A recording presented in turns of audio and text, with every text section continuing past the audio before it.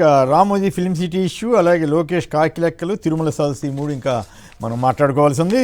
ముందుగా మన కృష్ణరాజు గారు చెప్పండి, రామోజీరావు గారు ఈనాడు మార్గదర్శి ఇవన్నీ చూస్తూనే ఉన్నాం కదా.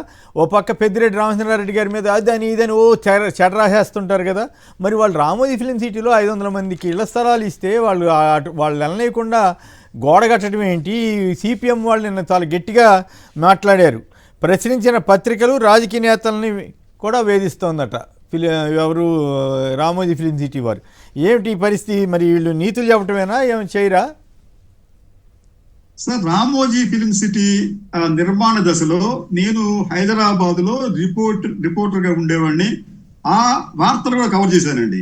ఒకసారి ఇప్పుడు రామోజీ ఫిలిం సిటీ హైవే నుంచి లోపలికి వెళ్ళటానికి ఈ మధ్య మార్గం అంతా కూడా ప్రభుత్వ స్థలం అయితే రామోజీరావు గారు కనీసం ప్రభుత్వానికి కూడా చెప్పకుండా రోడ్డు వేశారు. కానీ ఆ రోజు ఏం జరిగిందంటే, రోడ్డు వేసిన తర్వాత ఎంఆర్ఓ వచ్చి ఏంటి ఇట్లా వేస్తున్నారని చెప్పంటే ఆ తర్వాత పరిణామాల నేపథ్యంలో దానికి అనుమతి తీసుకున్నారు. అంటే ఇక్కడ ఏమవుతుందంటే, వడ్డించేవాడు చంద్రబాబు నాయుడు, సంతృప్తిగా తినే వ్యక్తులు రామోజీ కుటుంబ సభ్యులు.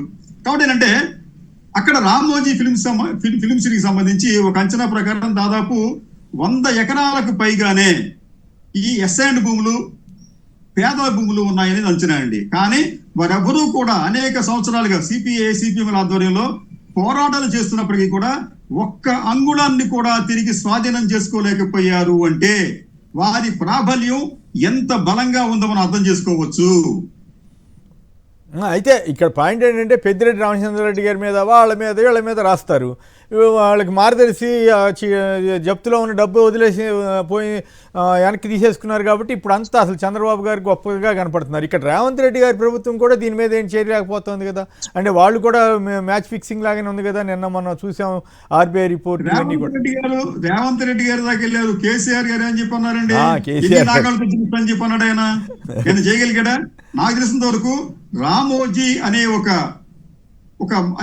ఎవరైనా చెప్పాలంటే ఒక జైంట్ పర్సనల్, ఒక మహా శక్తి లాంటి రామోజీరావుని ఒక రకం చెప్పాలంటే ఒక కుదిపిన వ్యక్తి ఎవరైనా ఉన్నారు అంటే అది జగన్మోహన్ రెడ్డి మాత్రమే. ఈవెన్ మన జగన్మోహన్ రెడ్డి తండ్రి గారు కూడా రామోజీరావు గారిని పెద్దగా ఇబ్బంది పెట్టలేకపోయారు తప్పు చేసినప్పటికీ కూడా. కానీ జగన్మోహన్ రెడ్డి ఆయనను ఒక కుదిపితే రామోజీరావు గారు బెడ్ మీద పడుకొని ఇది కాలమహిమో జగన్మహిమో అని చెప్పి అనేంత స్థాయికి తీసుకువెళ్ళగలిగారు. అదే విషయంలో ఈ జగన్మోహన్ రెడ్డి గారు మరో 5 సంవత్సరాల పాటు అధికారంలో ఉంటే వారి ఆర్థిక మూలాలకు సంబంధించిన అవినీతి కూడా పూర్తిగా బట్టబయలు అయి ఉండేది. కేసర్ గారు.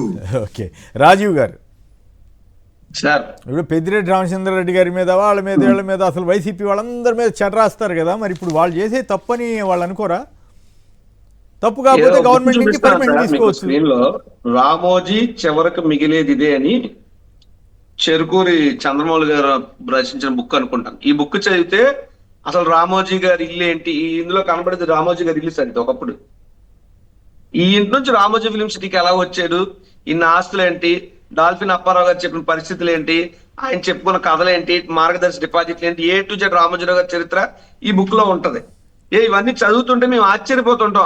ఒక మనిషి ఎంతలా వ్యవస్థలను మేనేజ్ చేయగలడా, అన్ని వ్యవస్థలను అద్భుతంగా మేనేజ్ చేసుకొస్తూ ఈ రోజు ఇప్పుడు ఆ ధర్నా ఏదో జరుగుతుందో ఆ ధర్నాలు అవన్నీ కూడా కేవలం 1-2 రోజు మనం పేపర్ ఐటెంలోనో లేకపోతే ఇలా టీవీ డిబేట్ లో చర్చించుకోవడానికి పనికొస్తాయి తప్పితే వాళ్ళు 1 సెంట్ కూడా రామోజీ ఫిలిం సిటీలు ఏదైతే వాళ్ళు ఆక్రమించారో దాన్ని తిరిగి ప్రజలకు ఇచ్చే పరిస్థితి ఉండదు. ఎందుకంటే ఇందాకే జర్నలిస్ట్ గారు కృష్ణరాజు గారు అన్నట్టు, వడ్డించేవాడు మనవాడైతే ఆఖరిలో కూర్చున్న లడ్డు వస్తుంది.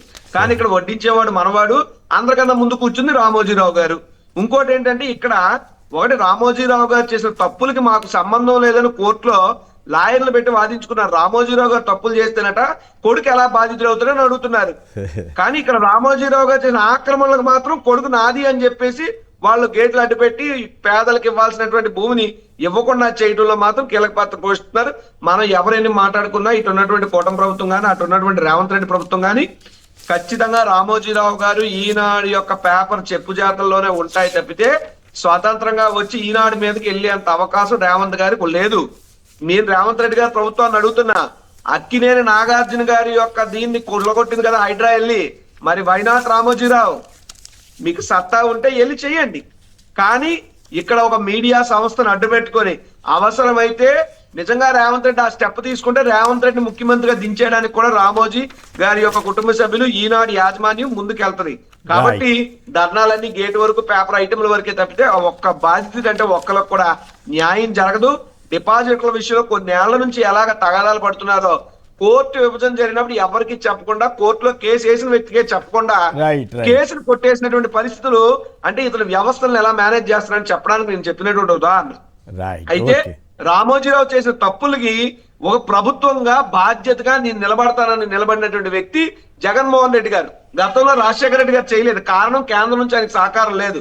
బట్ ఈ రోజు జగన్మోహన్ రెడ్డి గారు కేంద్రంతో సంబంధం లేకుండా ఉన్నారు ఇండివిజువల్ గా, కాబట్టి తప్పు చేసిన వాడి మీద ఎంక్వైరీ చేపించారు. ఇంత అక్రమాలన్నీ కూడా బయటికి రాగలిగాయి. అదే రామోజీరావు గారు బెడ్డమే పడుకుని, నేను చాలా మంది ముఖ్యమంత్రులు చూశాను కానీ అమ్మో జగన్మోహన్ రెడ్డితో పెట్టుకోకూడదు, జగన్మోహన్ రెడ్డి లాంటి సీఎం నా జీవితంలో నేను చూడలేదు. ఏమైంది ఇప్పుడు ఏమైంది, మొత్తం 1000 కోట్లు వెనక్కి వచ్చేసింది, జప్తు చేసింది, మొత్తం వచ్చేసింది ఆయనకి. కాకపోతే ఆర్బీఐ నుంచే ఒక ప్రాబ్లం తప్ప ఆయన్ని కదిల్చే ఎవరు చంద్రబాబు గారు కదులుస్తారా? చంద్రబాబు గారు అందుకే ఆదర్శ సీఎంగా కూడా కనిపిస్తున్నాడు కదా వాళ్ళకి. అట్లాగే రేవంత్ రెడ్డి గారు వాళ్ళ జోలికి వెళ్ళే పరిస్థితి ఉందా? సరే చూద్దాం.